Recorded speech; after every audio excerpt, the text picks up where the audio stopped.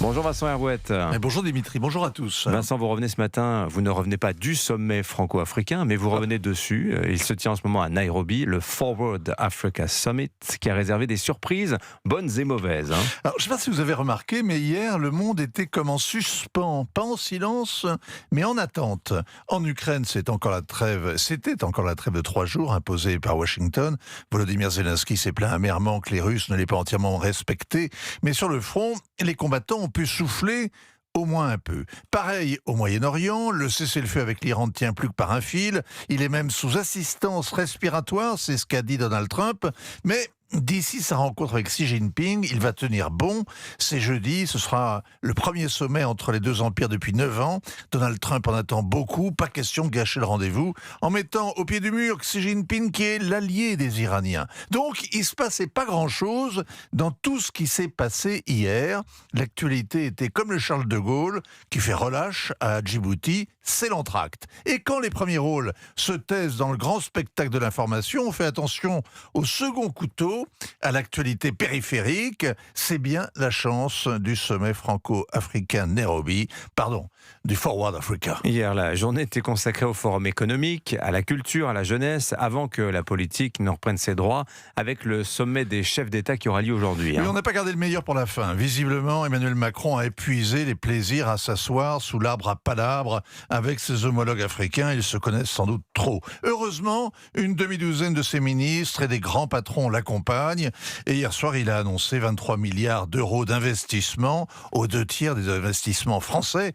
Alors, où se risque l'argent du Trésor public ? Eh bien, dans la transition énergétique, le numérique, l'intelligence artificielle, l'économie bleue, c'est-à-dire l'océan, et l'agriculture. L'idée, c'est que l'Afrique a besoin d'investissements plutôt que d'aide au développement, ce qui a permis au président de critiquer ses prédécesseurs qui osaient dire aux Africains « On va vous aider, voilà ce qui est bon pour vous ». C'est plus du tout, a-t-il expliqué, ce dont l'Afrique a besoin et ce qu'elle veut entendre.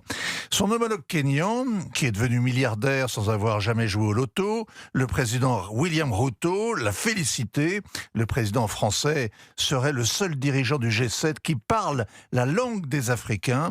En réalité, au G7, le mois prochain, à Évian, Emmanuel Macron se fera l'avocat de l'Afrique, comme tous ses prédécesseurs avant lui. Alors, le ministre des Affaires étrangères, lui aussi, parle la langue des Africains. Oui, Jean-Noël Barrot s'est fait remarquer en arrivant sur scène en dansant. Comme Donald Trump, ça doit être tendance. Il a lancé Jumbo aux milliers de participants qui se pressaient à la fac de Nairobi. Jumbo, ça veut dire bonjour en swahili. C'est toujours mieux, il est vrai, que de dire good morning.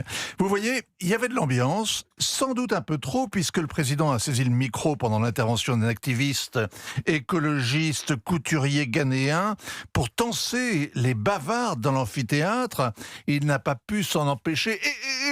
Ça va rester, ça je crois. Et il faut le dire, c'est assez osé pour un blanc d'exiger du respect, de faire la leçon aux Africains chez eux. On n'imagine pas la même scène, par exemple en Algérie, au hasard.